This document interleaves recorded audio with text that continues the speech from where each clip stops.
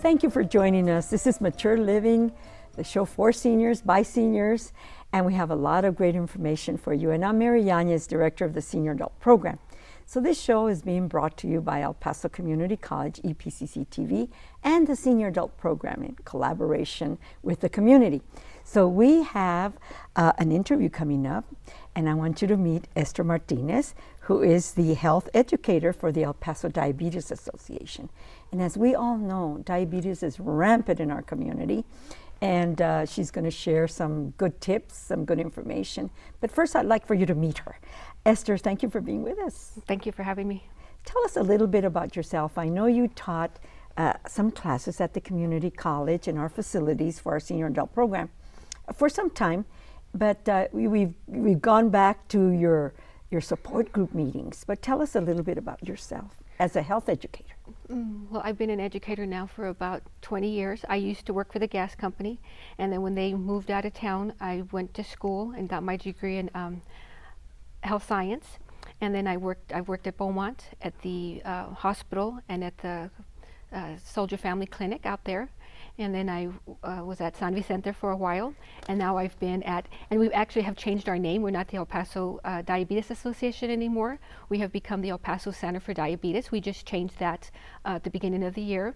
And so I've been there going on 7 years. What is your function, your job? What are the main things that you do with community and educating us about diabetes? Well, we have our diabetes management classes that we hold there at the office, and we were doing outdoor or outside classes. Yeah. But now that with the COVID, we have that has kind of limited us to what we're doing. But we do have our classes at the office, and then people can come in and have their glucose checked, their A1Cs checked. We do have sometimes if pregnant women can come and see our dietitian, because we do have a couple of dietitians now. And we do have our diabetes self-management classes. And so those are set up so that you come to see the dietitian for an assessment. And then we have 4 classes, and they cover, how the body works, food, medication, preventing complications, stress management, physical activity, checking your glucose levels, figuring out why your glucose levels might be high.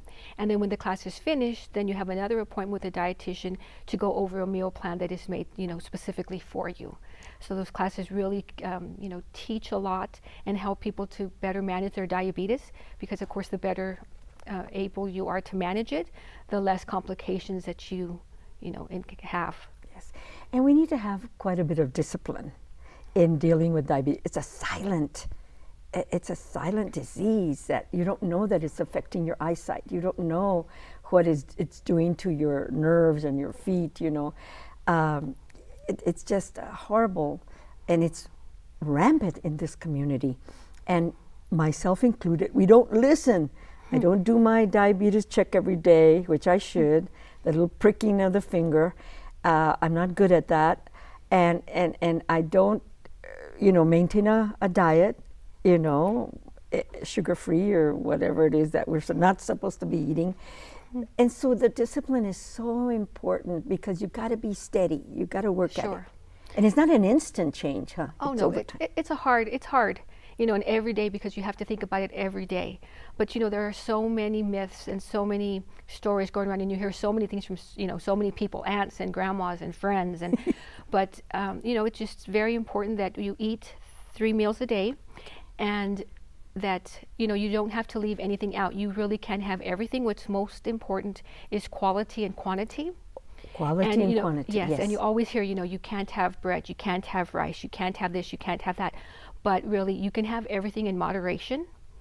And, you do want to, check those glucose levels and eat and exercise. That physical activity also is very important, that you do half an hour every day at least, that you sleep well, control your stress, take your medicine, because your medicine does its part, and then you do your part by eating well, exercising, controlling that stress, sleeping well. And, now there's so many new, like you mentioned, having to poke your finger to check your glucose levels. So many people really don't like that, but now we have the continuous glucose monitors, so that reduces the number of times that you have to stick your finger. Yes. You can wear that, and so those are, really helping a lot. And we get that information by joining your support groups and getting those classes, and that's what you're going to be teaching all of us, you know, that Right. are stubborn.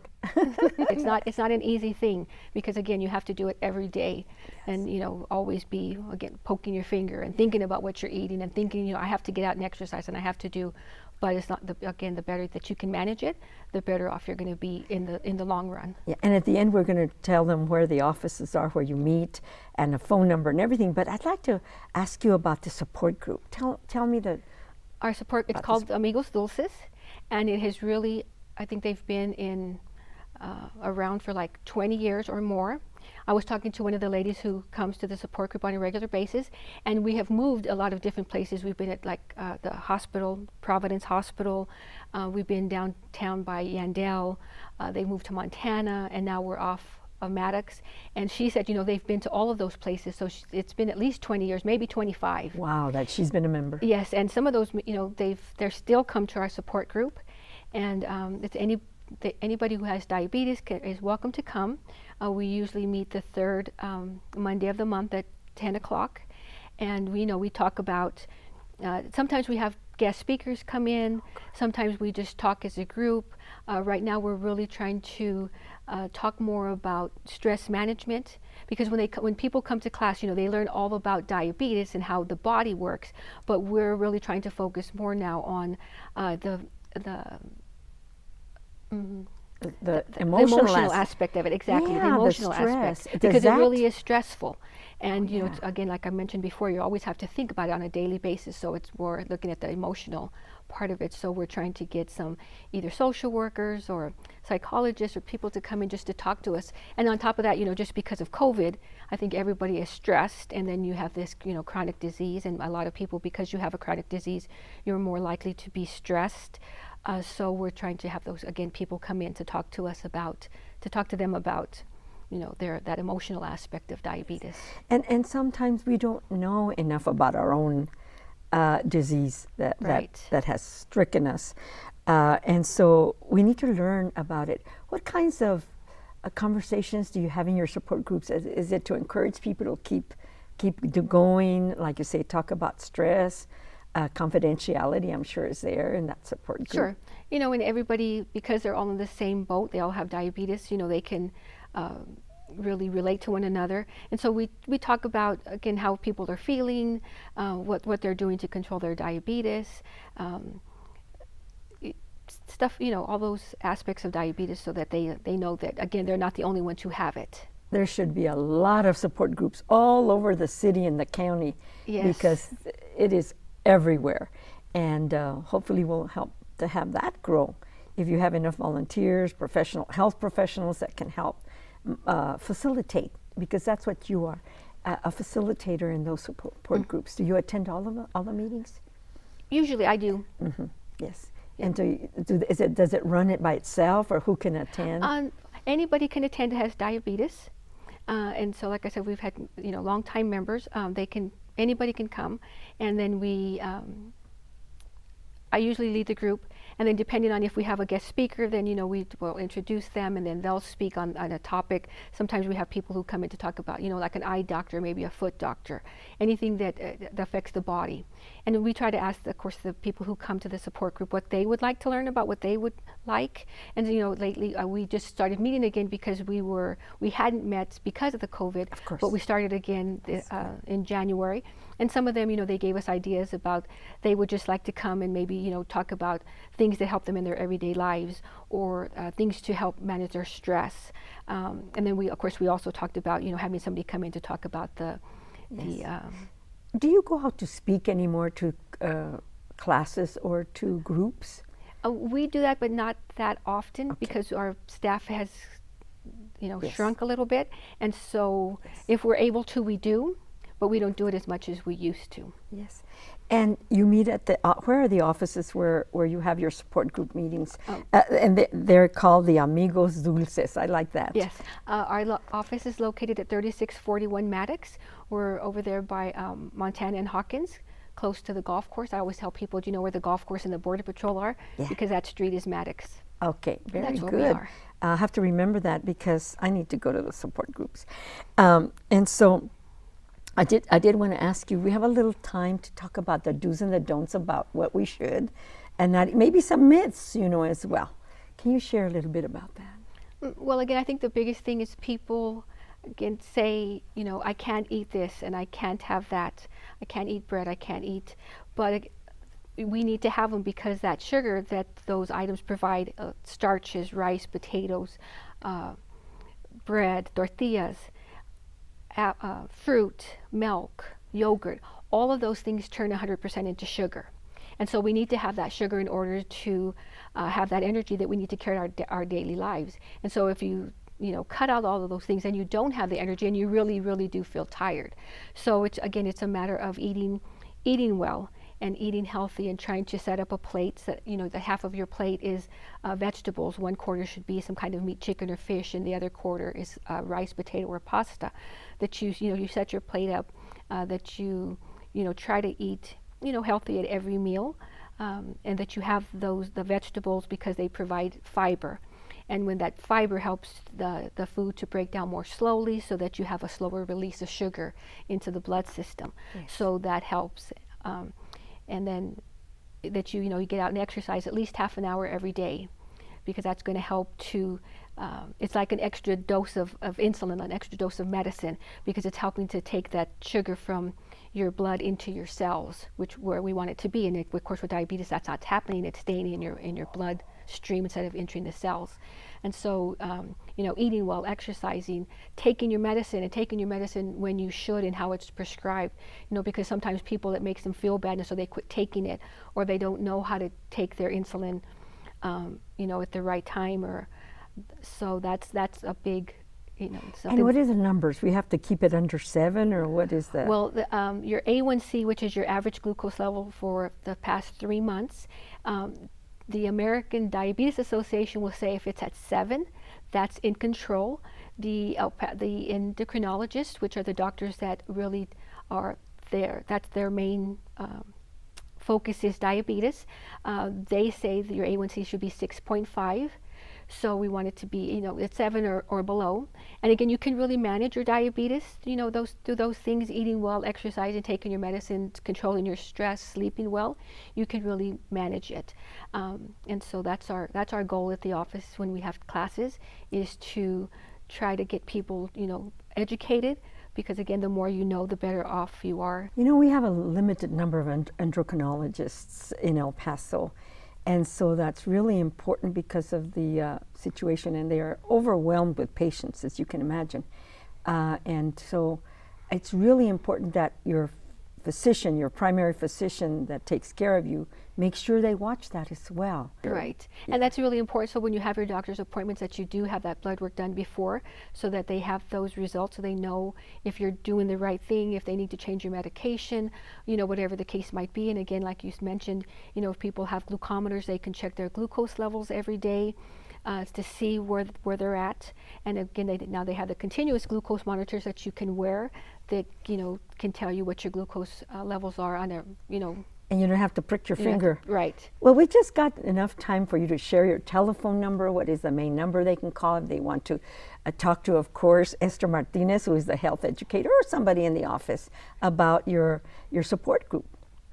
So our number is 915-532-6280.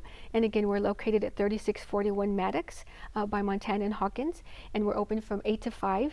And we don't close for lunch, so you can come in at any time. If you want to have your A1C done or your glucose checked, you can come in and do that at any time. You don't need to have an appointment. With the A1C, you don't have to be fasting. For the finger stick, which tells you just what your glucose is at that moment.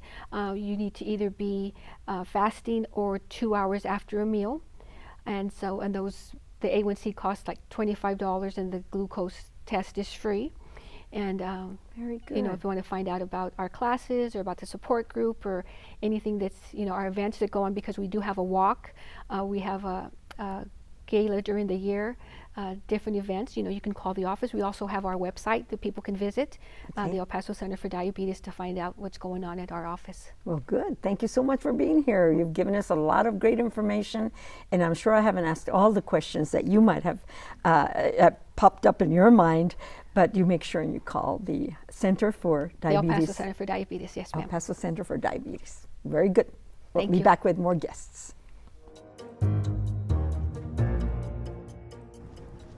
Here at EPCC, we encourage you to keep wearing your mask and practicing social distance. Please be mindful of others. I take care of you, you take care of me. Let's stay safe. Welcome back, Tejanos. Have a wonderful semester.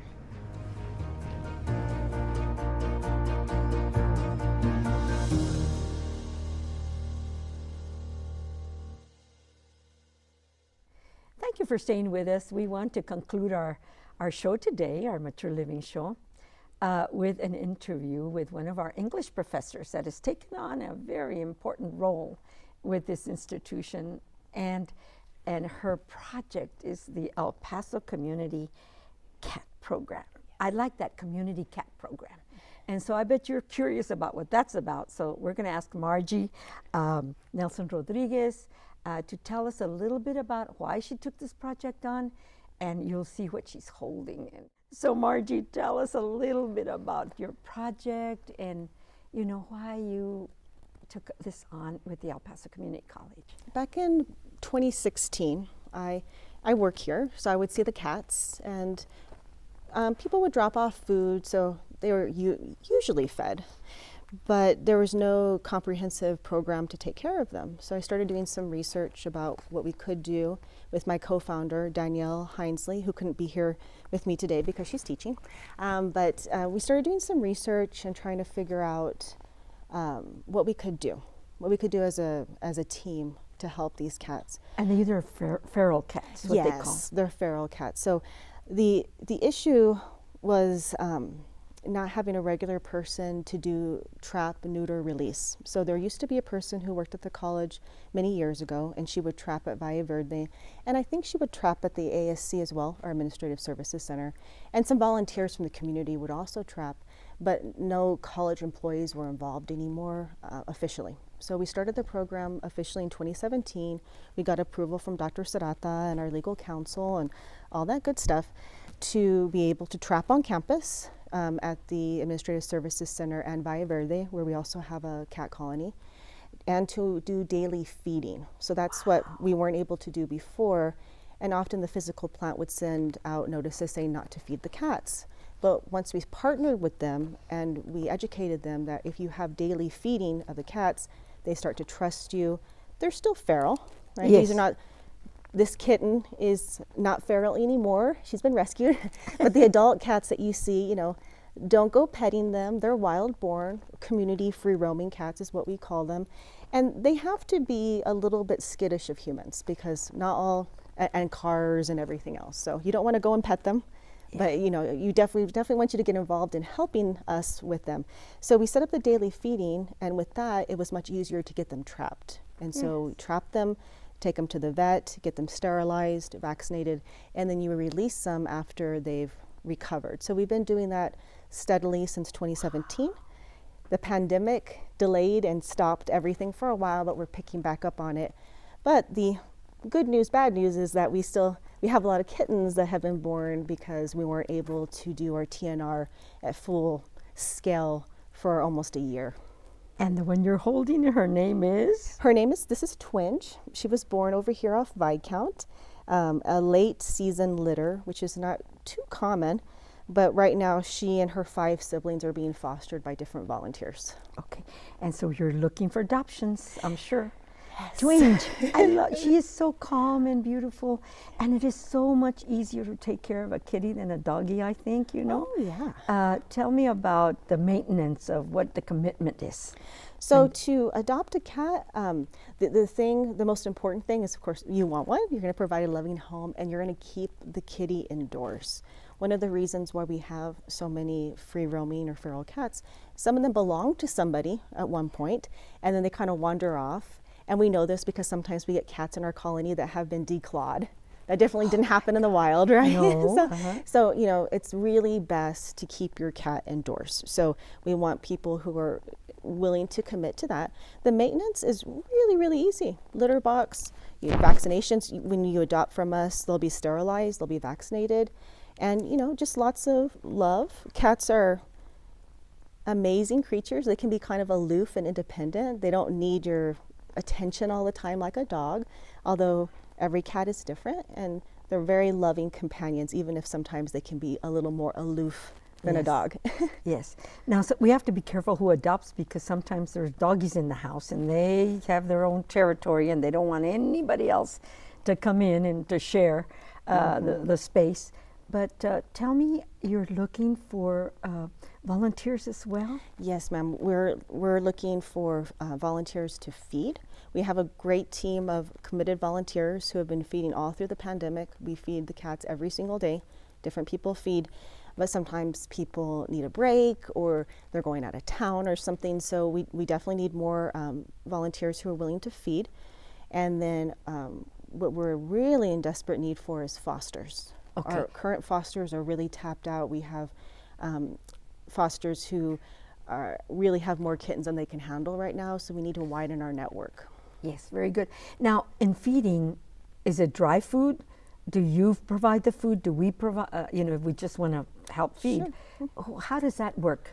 Well, so that's up to you. So we have some feeders that, you know, maybe they're on a fixed income and we can provide the food, because we get a lot of donations, especially from the college. The college is great about, the college family is great about donating food. We used to only give them dry food, but what we found is the wet food really helps them stay healthier. It helps their coats be shinier. It helps them stay hydrated. So we feed them wet and dry every day. Okay. So we can provide the food. We do have some feeders who are able to buy food on their own, and we certainly are okay with that. That way we can keep it, because we always need food as well. So if you're on a fixed income, so you're like, well, I have the time, I would love to feed, but I don't have the money for the food, not to worry. I can get you the food. And is there a particular place where the food is placed, and how many? Let's say there's 30 or 40 in one area. So we have a station, so we have feeding stations. Oh, okay. So here at this campus, the Administrative Services Center, they're really just two places where we feed. One's a very small station and one's a large one. So we have structures, so when it rains or is windy, the food is protected. And we generally have, I mean, we provide enough food for all the cats in that colony. So it is a good amount of food each day. But if you're a feeder, you're only going to feed once a week or be like a fill-in. So you won't be feeding them every single day. Okay. And you'll do the training, right? Yeah, we'll train you. You'll train all your volunteers. Yes, you know, there are some other questions here. Committed volunteers, donations, but we also, what happened during the pandemic? You know, I know that things kind of stopped. Did that affect your process? Yes, it really did. So before the pandemic, we were making so much headway in controlling the populations at both campuses. We were trapping on a pretty regular basis. We had all these drop-off spots for food, so it was very convenient for people to donate food. And the city, it's never been, so we partner with the city on this program. The city provides the vet slots. And they, you know, there's a lot of cats in the area. We don't always get all the slots that we want, but we would get them on a pretty regular basis because we have very large colonies. And then the pandemic happened, and literally all the TNR, trap, neuter, release, completely froze. So for 6 months, we had no trapping at all. So the few cats that we hadn't gotten to reproduced. And then we had some cats join our colony from, I don't know where, they disappeared. Well, you know, sometimes that happens. And so before you know it, that the population can expand really fast if you're not doing the trapping and the sterilization. It's not consistent. This one is so beautiful. The markings on this young lady, looks like she's wearing mascara. And, you know, I just love it. And so I apologize that I'm kind of, No, that's my my eyes brother. are fixed on this beautiful, beautiful kitten. And certainly we hope that they'll call you. Where can they call you to adopt, you know, because that's Sure. what we want, finding them good homes. Absolutely. So you can call me. My phone number is 915-491-0208. If you're an employee of the college, or even if you're not, you can look me up in the directory of the EPCC website. Just search Nelson, and I'll pop up there. And it also has my email if you prefer to email me.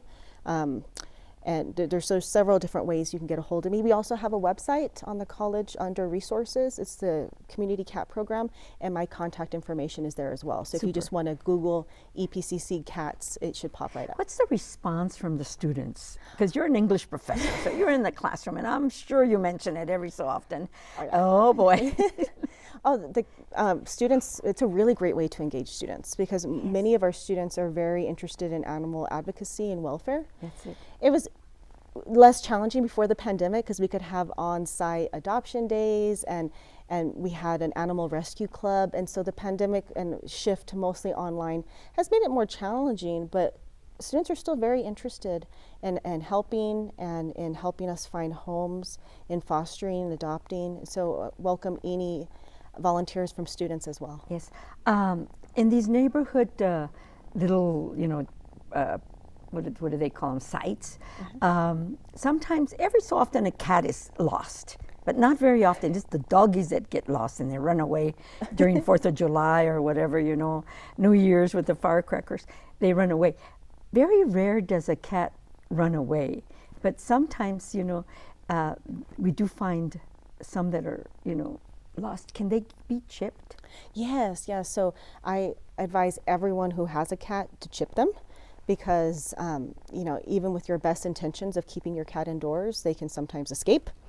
Our community cats, we used to microchip them in the beginning and with the address of the colony, but what we found is they don't wander. They get fed every day, and for a feral cat, it's a pretty good life for them. So because it was an extra expense not covered in the program, we stopped microchipping the feral ones. But these kittens, when we get them adopted, they'll be chipped. Highly recommend that, and to always have a collar. I don't have her collar on right now, so I'm a bad girl, but yeah, always have a collar with a tag too. With her little tag. She's beautiful. Thank you. And that name is just fascinating, okay? Once you run out of English names, we'll start with Spanish names. Sounds Lola or whatever. Lola, Luna. Yeah, it was all my co-founder Danielle is the one. She's the one who's fostering her, and she named her twinge because she just thought she looked like a twinge. And we are running out of names because there's so many. Well, give us your number one more time Sure. before we leave so that we can make sure you get a lot of calls. Of course. So my name is Margie, and my phone number is area code 915-491-0208. You can call or text. Thank you so much to you, your students, the other professors, anybody that's involved in your beautiful EPCC Community Cat Program. I love it that you're helping us with these feral cats, because I wonder what they do in the winter with snow. I wonder what they do with over 100-degree weather. Where do they go? Where do they stay? We need to keep them safe and making us all conscientious of not only protecting people, but protecting our pets here in this community. Thank you so much for what you're doing. Thank you so much Margaret, for having me. we'll have you back, okay? Okay, thank you. Okay. Look forward to it. All right, and so we'll see you all next week. I guess that's it for today for our Mature Living Show. I'm Mary Yanez, Director of the Senior Adult Program, and we'll see you all next week with more interesting guests here on Mature Living.